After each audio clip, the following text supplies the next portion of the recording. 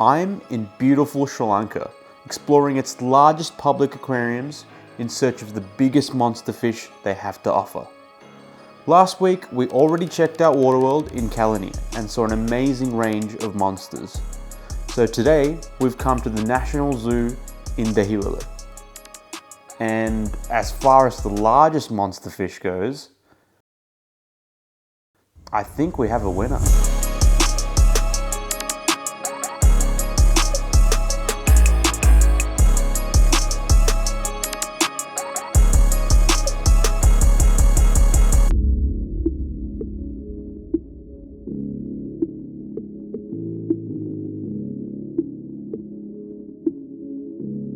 Welcome back to Obsidian Exotics.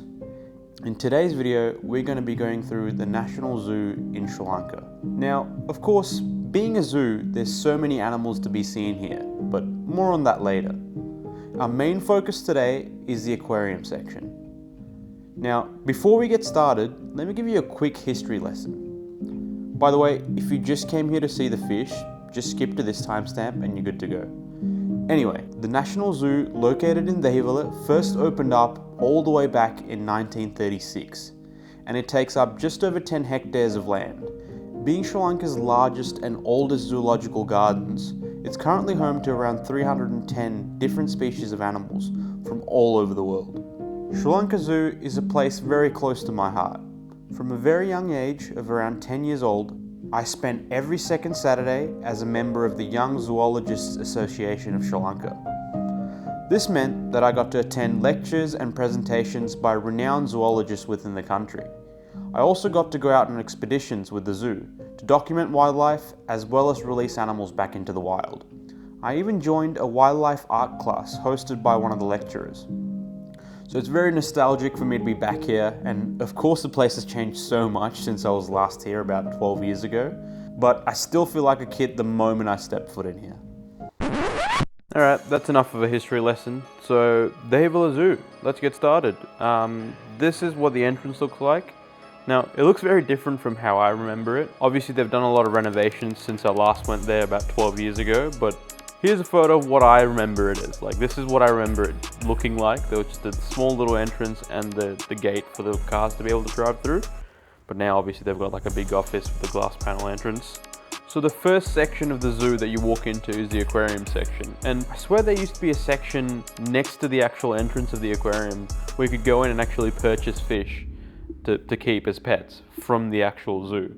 I don't think they do that anymore, but if you're a Sri Lankan viewer, leave a comment down below, because maybe I'm just imagining things, but I swear there used to be a section where you can just go buy fish from the zoo. Anyway, as soon as you walk in, the first tank you see is a small little marine tank. Nothing too interesting in there, I didn't focus too much on it. Literally the next tank over is, you can see it in the back, the alligator guys.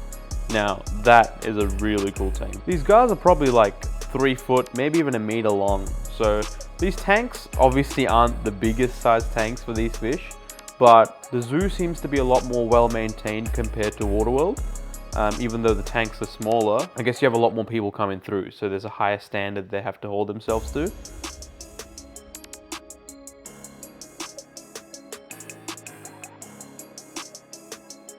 So the next tank after that was piranhas, which is really cool to see, just a piranha only display tank. But yeah, like, they don't have a massive range of species here obviously, but the species that they do have, they've done a really good job of actually setting up nice displays. Next up, there's a tank full of just buttercopherae. Like, there's probably like 30 or 40 buttercopherae in this one 6x4x4, but I reckon it looked really nice. And a recurring theme I've been seeing in Sri Lanka is like glowfish. It seems to be the most popular aquarium fish in Sri Lanka because they're cheap and I guess brightly coloured. So I guess they had a aquascape just for glowfish. Next up was some monster fish again, so you've got some nice looking tarpon in here. I think it's a recurring theme I've been seeing in Sri Lanka. Like, as far as categorizing fish, they don't really care. They just have everything together. They just have like whatever they reckon is cool right next to each other, which I still really like. I mean, walking through all these tanks, they still look about the same as how I remember it about 12 years ago when I was in Sri Lanka. I also really like the way that, you know, everything's pitch black and you just see the fish in here. So you feel like you're walking through a tunnel. And a lot of the fish are species only tanks. Like we just had like one red-tailed catfish with a few other dither fish, and then you got a separate tank just for paku. So it's not what you would usually see at your everyday aquarium where they mix a few different species together. They seem to be focusing mostly on species only tanks.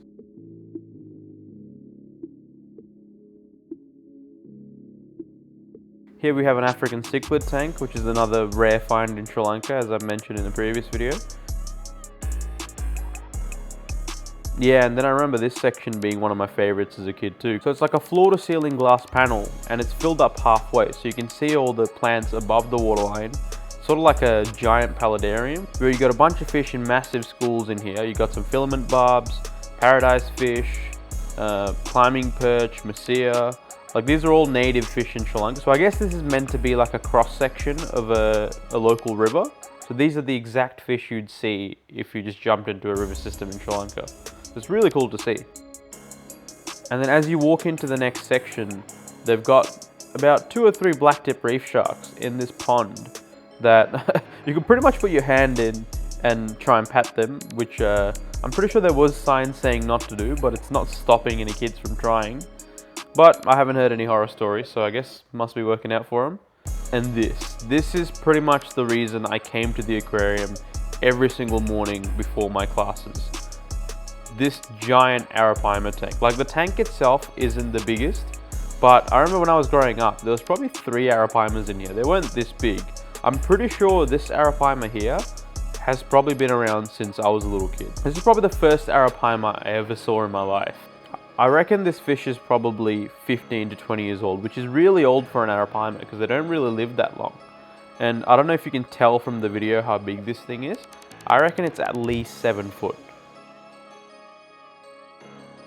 Because I tried to like sort of spread out my arms and show you guys how big this thing is, but it never really lined up with the glass. I guess we caught it at a bad time because they're doing a water change on it at the moment, so the water's a little bit cloudy as well. But you should still be able to get a sense of the scale of this fish.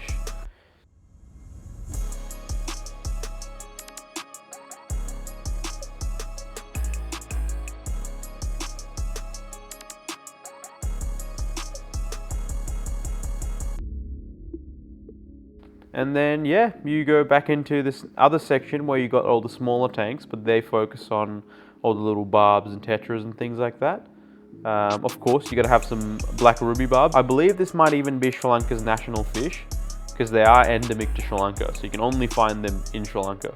Then we got some lemon tetras and cherry barbs, another very iconic fish from Sri Lanka. Like most places in the world would probably recognize black ruby barbs and cherry barbs, but a lot of people probably don't know they're actually native to Sri Lanka. Then we had this big koi tank outside. When I was a little kid, I swear this used to be a penguin enclosure, but I guess they moved them out. It was either penguins or sea otters or something. But now I guess it's a really nice looking koi tank. They also have some black sharks mixed in with the koi, and they don't seem to be having any issues, so I don't know how that works. Usually black sharks are horrible things to mix with other fish. They tend to just attack things, but I guess they're getting along. But yeah, that pretty much wraps up the fish section of the zoo. Now, it's nowhere near as big of a collection as what you saw at Waterworld, but I still reckon they do a really good job of displaying the limited amount of species that they do have in a really cool way that is very accessible to the general public. So most of the people in Sri Lanka won't get the chance to go to somewhere like Waterworld because the entrance prices are a little bit higher compared to the National Zoo. But there's usually a lot of schools that do excursions to the zoo, so it's probably the only place most people in Sri Lanka will get a chance to see any of these exotic fish. I mean, even for myself, this is probably the first place where I saw majority of these species for the first time. And this place is probably what got me started on, you know, thinking about what else could be out there, what other species are out there that I haven't heard of or haven't seen yet. Obviously this is a zoo, so there's plenty of other animals, so we'll do a quick walkthrough and see what else is there to find. Interesting start, some cassowaries as soon as you leave the aquarium. I believe they also had some ostriches just before this place. Then they had this black swan enclosure.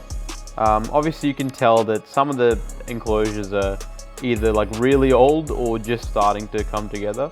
Like this used to be a waterfall from what I remember, but I guess it's no longer a waterfall, it's just a pond now.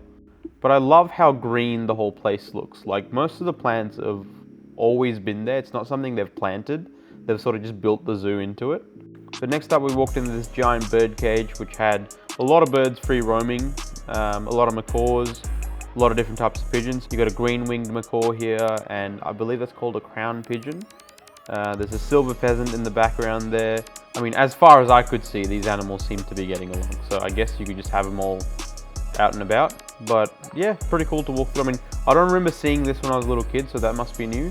But yeah, while we're on the topic of animals living together and getting along, so when we were walking past the serval's enclosure, we realized that the otters next door had broken into the serval cage, and the serval is now obviously freaking out because it's never seen otters before. And the otters don't seem to care at all. They're just minding their own business, exploring the new enclosure. But obviously the zookeepers were really worried that, you know, they might start killing each other or something. So everyone was rushing to try and get the otters back into the cage. But that was interesting to see as you're just, you know, casually touring a zoo. The animals just start breaking into each other's cages. And then we got the elephant area. Like all of these areas are relatively new. Like these aren't areas that existed when I was part of the zoo club. So yeah, I guess they must have built a lot of new places. I know they used to have like African elephants. I was speaking to one of the zookeepers there, and they mentioned that there's a second zoo now about 3-4 hours out of the capital, and that's where they keep the African elephant now. So they've spread out some of the animals to allow for them to have a lot more space, but they still have the classic ones that they used to have, like obviously the giraffes, some of the deer species. And then, of course, no visit to the zoo for me would be complete without visiting the reptile enclosure. This is my second favorite place at the zoo that I always used to go to. Now, Sri Lanka doesn't really allow you to keep many reptiles, so you can't keep snakes or anything as pets in Sri Lanka unless you have like a zoo license. So for me, this is the closest thing I got to keeping these animals or interacting with these animals. So walking through these is very nostalgic to me as well. I spend a lot of time in the reptile area. They have a lot of new snakes that they didn't used to have before, like all these reticulated pythons.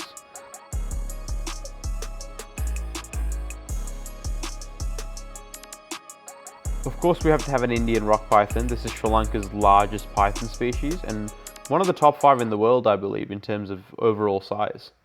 And then next up, we got the green anaconda. Now, there's a high likelihood that one of the snakes in these enclosures right now is one of the babies I was holding in the photo that I showed earlier in the video. Because that photo was about 13, 14 years ago. So the parents of those babies would be way bigger by now. So these are definitely not the parents.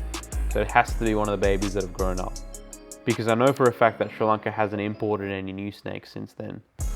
And then you just keep walking through and you got this little flooded swamp area which they've sort of enclosed off to have some of their crocodiles in. I remember they had a big Indian gharial in one of the tanks on the side. I guess it's not there anymore.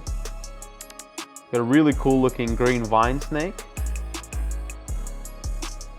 and more reticulated pythons. They seem to have a lot of these. I remember when I was a kid they had a giant one that was probably about 20 foot long. I guess that one must have passed away now. It was a long time ago. This false gharial is definitely one of the old ones that used to be around when I was still a kid, because I swear every time I come here, those turtles are sitting on the back of that gharial every single time, even when I was a kid, and it's been doing that since then. So I reckon that gharial is probably about 30-40 years old. And then when you get to the end of this section, they got all the venomous snakes. So that was a common crate, which is Sri Lanka's most venomous snake. We've got an albino cobra. And I'm not sure what type of cobra this is. I think it was a species of spitting cobra, but it's still really cool to see.